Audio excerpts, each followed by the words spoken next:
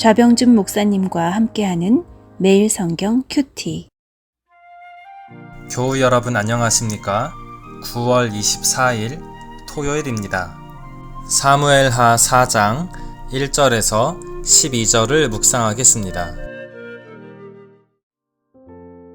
사울의 아들 이스보셋은 아브넬이 헤브론에서 죽었다 함을 듣고 손의 맥이 풀렸고 온 이스라엘이 놀라니라. 사울의 아들 이스보셋에게 군 지휘관 두 사람이 있으니 한 사람의 이름은 바아나요, 한 사람의 이름은 레갑이라. 베냐민 족속 브에롯 사람 림몬의 아들들이더라.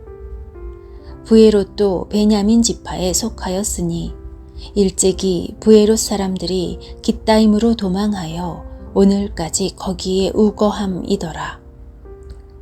사울의 아들 요나단에게 다리 저는 아들 하나가 있었으니 이름은 무비보셋이라. 전에 사울과 요나단이 죽은 소식이 이스라엘에서 올 때에 그의 나이가 5살이었는데 그 유모가 안고 도망할 때 급히 도망하다가 아이가 떨어져 절게 되었더라. 브에롯 사람 림몬의 아들 레갑과 바아나가 길을 떠나 볕이 쬐을 때쯤에 이스보셋의 집에 이르니 마침 그가 침상에서 낮잠을 자는지라. 레갑과 그의 형제 바아나가 밀을 가지러 온 채 하고 집 가운데로 들어가서 그의 배를 찌르고 도망하였더라. 그들이 집에 들어가니 이스보셋이 침실에서 침상 위에 누워 있는지라. 그를 쳐 죽이고 목을 베어 그의 머리를 가지고 밤새도록 아라바 길로 가 헤브론에 이르러 다윗 왕에게 이스보셋의 머리를 들이며 아뢰되 왕의 생명을 해하려 하던 원수 사울의 아들 이스보셋의 머리가 여기 있나이다. 여호와께서 오늘 우리 주 되신 왕의 원수를 사울과 그의 자손에게 갚으셨나이다 하니 다윗이 브에롯 사람 림몬의 아들 레갑과 그의 형제 바아나에게 대답하여 그들에게 이르되 내 생명을 여러 환난 가운데서 건지신 여호와께서 살아계심을 두고 맹세하노니 전에 사람이 내게 알리기를 보라 사울이 죽었다 하며 그가 좋은 소식을 전하는 줄로 생각하였어도 내가 그를 잡아 시글락에서 죽여서 그것을 그 소식을 전한 가품으로 삼았거든. 하물며 악인이 의인을 그의 집 침상 위에서 죽인 것이겠느냐. 그런즉 내가 악인의 피 흘린 죄를 너희에게 갚아서 너희를 이 땅에서 없이하지 아니하겠느냐 하고 청년들에게 명령하매 곧 그들을 죽이고 수족을 베어 헤브론 목가에 매달고 이스보셋의 머리를 가져다가 헤브론에서 아브넬의 무덤에 매장하였더라. 이스보셋이 암살을 당했습니다. 어쩌면 다윗이 이스라엘을 통일할 때 가장 방해가 되는 장애물이 사라졌습니다. 자기 손에는 피 한 방울 묻히지 않고 사주한 것도 아닙니다. 베냐민 지파인 레갑과 바아나라는 형제가 이스보셋 왕을 따르는 끝이 암울하다는 판단으로 암살을 저질렀습니다. 다윗에게는 알터니가 스스로 빠진 것이죠. 이스라엘을 통일하는 데 있어 매우 유익하고 이익을 본 것처럼 여겨집니다. 그렇지만 다윗은 이 불이한 이익을 유익하게 여기지 않습니다. 사람은 자기 앞에 있는 커다란 유익에 흔들리기 마련인데 영성이 있는 이 다윗은 레갑과 바아나를 처형하면서 그 불의함에 선을 긋습니다. 왜 다윗은 레갑과 바아나를 처형했을까요? 이스라엘 백성들의 민심을 얻을 수 있는 지혜였기 때문일까요? 암살자들과 다윗이 이스보셋의 죽음을 평가 내리는 걸 보면 우리는 하나님의 의를 선택하는 다윗의 태도를 보게 됩니다. 먼저 암살자들의 말입니다. 8절 말씀. 헤브론에 이르러 다윗 왕에게 이스보셋의 머리를 들이며 아뢰되 왕의 생명을 해하려 하던 원수 사울의 아들 이스보셋의 머리가 여기 있나이다. 여호와께서 오늘 우리 주 대신 왕의 원수를 사울과 그의 자손에게 갚으셨나이다 하니, 마치 레갑과 바하나는 자신들이 하나님의 뜻을 기다리며 다윗이 왕이 되게끔 호시탐탐 기회를 엿보던 자들인 것처럼 포장합니다. 마침 하나님께서 우리에게 기회를 주셔서 이스보셋을 죽이는 하나님의 과업을 이루게 하셨습니다. 그의 죽음은 하나님께서 다윗 당신을 향해 주시는 복입니다. 이렇게 말합니다.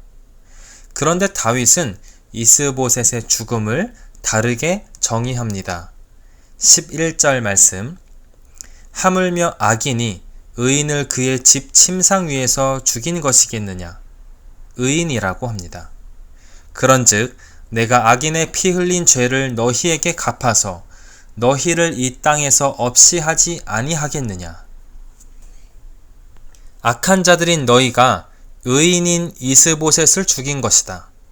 내가 반드시 하나님의 공의를 위하여 악인인 너희들을 처단해 그 핏값을 치르겠다.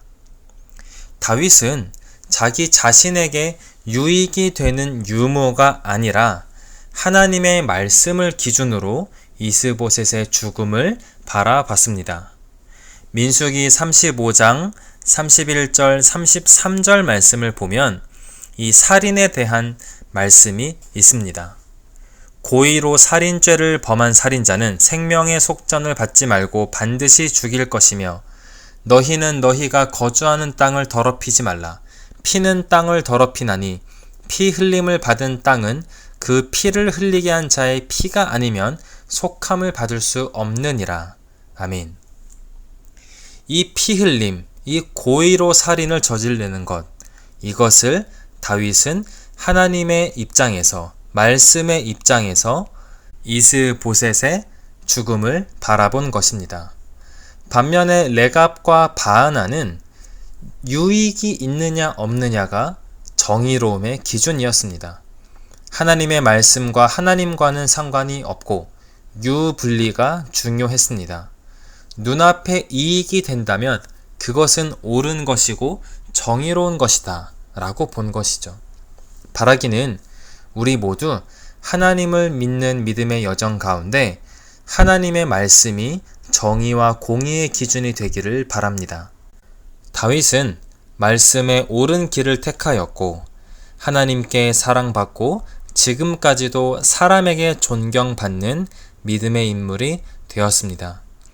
우리도 사사로운 이익과 득실로 우리의 삶의 옳고 그름을 기준하지 말고 하나님의 말씀을 기준 삼아 의로운 길과 의로운 태도를 취하며 사는 믿음의 사람들이 되시길 주님의 이름으로 축원합니다.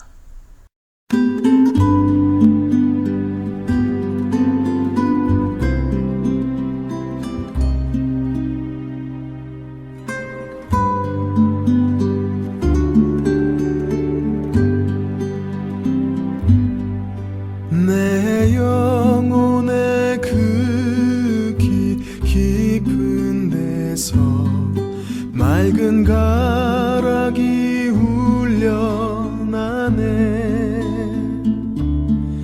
하늘 곡조가 언제나 흘러나와 내 영혼을 고이 싸네.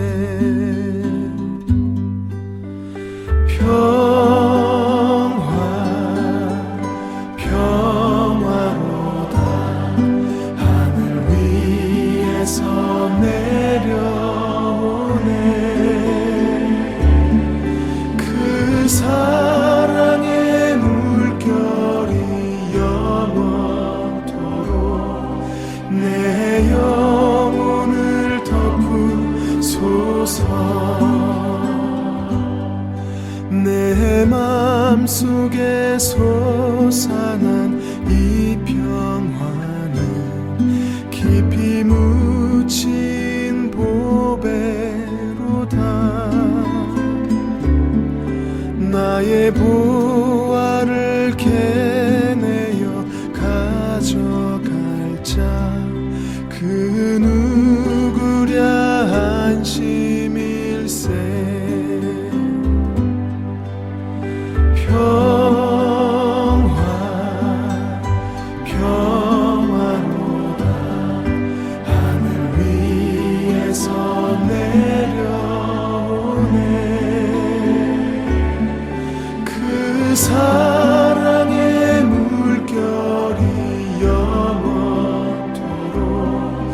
내 영혼을 덮으소서.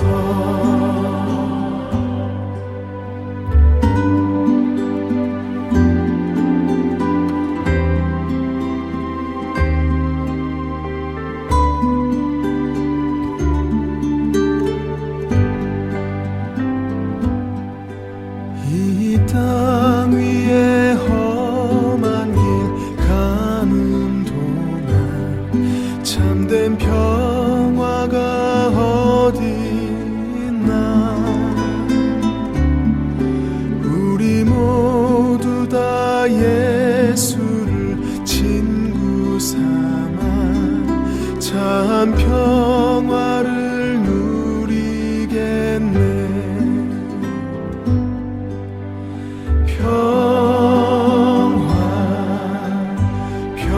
평화로다 하늘 위에서 내려오네.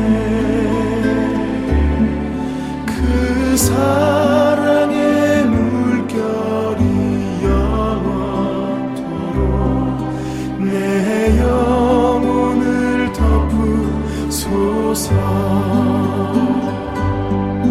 그 사랑의 물결이 영원토록